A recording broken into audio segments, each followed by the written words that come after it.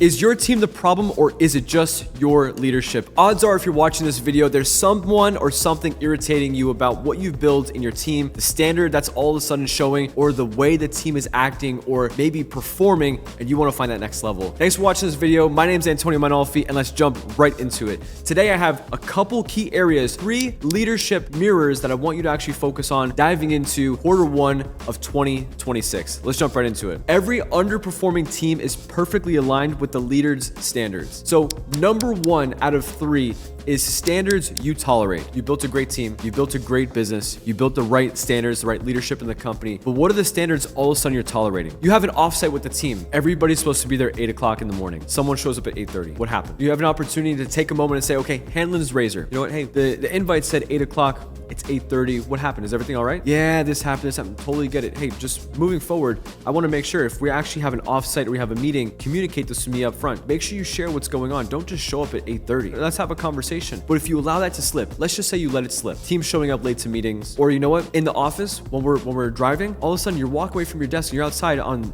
4 or 5 walks that are 10, 15, 20 minutes, and you just let that slide. All of a sudden productivity drops. All of a sudden they're late to meetings, and all of a sudden in meetings they're typing emails. In meetings they're on their phone. In meetings they didn't bring a notebook anymore. They're taking notes on their phone. All this is slipping one after another after another. Once you drop the standard and you don't say anything as a leader, they run the team. Once you let one standard slip, it builds a domino effect that is mostly hard to control unless you confront it head on. Now, what can you do? We hold the standard very strong. We sit down and say, listen, if the meeting starts at 9, doors are locked, non-negotiable. If you're sitting in a room with us, you have a notebook and you're taking notes, there's no phones. And if you're actually at your desk, we're in what's called phone zone, or we're in what's called green time. In this green time, it's your time, it's a meeting with yourself, you're focused, you're not leaving your desk. Those are standards you can create. Or the high standard of, hey, camaraderie creates blind spots. If the person next to you sees you on your phone, or if the person next to you sees you on Instagram, or the person next to you sees that you're not dialed in or locked in, or you're doing something that's just sloppy at the workplace, empower them to help make a decision. Allow them to call you out. Build a community, build this standard in the company that says, hey, you shouldn't be doing that. Why? Because guess what? I act like an owner, or your team should act like an owner, or the person next to you should act like an owner. Why? Because one day I want this to be my business, or one day I want this business to pay me more,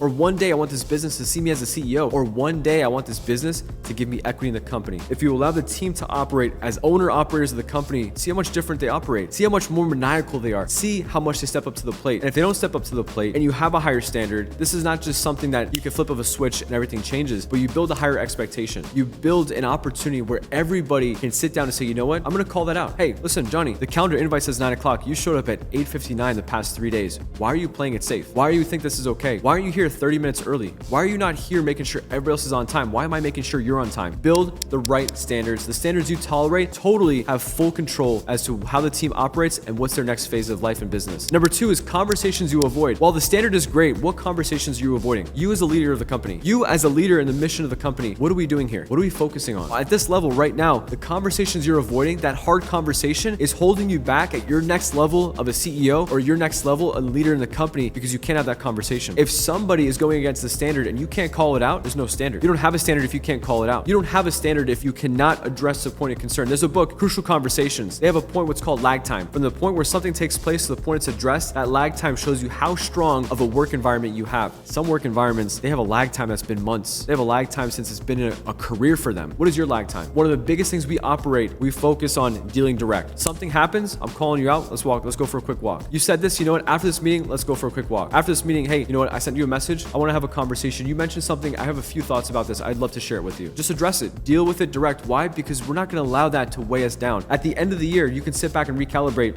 and say, man, how many conversations did I avoid? How many bad decisions wasted my time this year? I don't want it to rack up to days, weeks. I want it to be minutes, if anything. That's number 2. Number 3 is a decision delay. You know there's a key decision you need to make in the company. You know you probably have to let that person go. You know you set the standard. You know you had the right conversations, and you know to make that decision, that's the last decision I need to make. If you can't make it, what are we doing? You're allowing the team to say, you know what? It's okay that this behavior is something he tolerates. Or it's okay that, you know what? Nothing's really going to happen because look, he didn't even let this person go. That person might be a sour apple. That person might not be the right culture fit for the company. The decisions that you delay are the actual reasons why the company is where it is. So the standards you tolerate, the conversations you avoid, and the decisions that you delay are 3 leadership mirrors that you need to justify for yourself. Next thing I want to share is team versus versus leadership. For example, when it's a people problem, how do you justify that? How do you diagnose that if it's a people problem? When we bring them through onboarding, what is the right expectation we left them with? Is this going to be a 9 to 5? Or is this a company where you're actually going to be working very hard? Or is this a company where you'll be compensated the harder you work, the more you step up to the plate, the more you train and duplicate and drive other leaders in the company? You're someone who's going to be here long term. You're someone who we actually needed all along. Is it a people problem where you don't have that? They don't know about it. They don't know that they can be empowered, or they don't know how they can be brought up into the company. It's just almost like an undisclosed opportunity we haven't shared with them yet. Or are we allowing them to get distracted with other bad apples in the company and they're not clear on the decisions that they can make to help improve the business? Or number two, is it a systems problem? Great, let's say you have the right people in the company, but do we have the right system and structure? Do we have the right recruiting process? Do we have the right people in place to allow them to feel empowered to help make decisions? Or do they know, hey, if I'm actually able to beat my prior best, I'm actually able to build up the experience, the wherewithal, if I'm able to have the conversations at a higher level, maybe I can be a part of those rooms, maybe I can be a part of those conversations. Do they see a clear path? Or number three, when is it a leadership problem? Do I have the right leaders justifying the behavior? When do I have the right leaders leading by example? Do I have the right leaders having the right conversations, sharing the possibility, sharing experience, the camaraderie, the vision, the mission of the company? Do I have those people in place making sure that, hey, this is our standard of the company, this is how we operate, or maybe there's another opportunity for you? Do you have that set up in the company? And the last one here, if we can look at hard reset questions, would I rehire my entire leadership team today? When it comes down to standards, every underperforming team is perfectly aligned with the leader's standards. So the question is, would I rehire my entire leadership team today? If I had an opportunity to bring them back through the onboarding process, is that person still a good fit? Or was that person a good fit 3 or 4 years ago? Or did our standards change? Are we holding a new level of accountability, or did we let something slip? Or the moment of truth, would I even follow myself? Would you follow you? Would you sit down and say, you know what? I like the way this person drives. Good day, bad day, I can't tell the difference. Holiday, weekend, birthday, I can't even tell the difference. I know they're going to pick up the phone when I answer. I know they're going to pick up the phone when I call them. I know they're going to be there, and they're always going to give me their best. They're always going to challenge me to find and beat my prior best. Are you that type of person? Are you leading the right example? Does your team show up on time, or does your team just walk in the door at any point in time? If you found value in this video, there's an opportunity where we can be a little bit more maniacal. We can focus on the systems. We can focus on leadership development.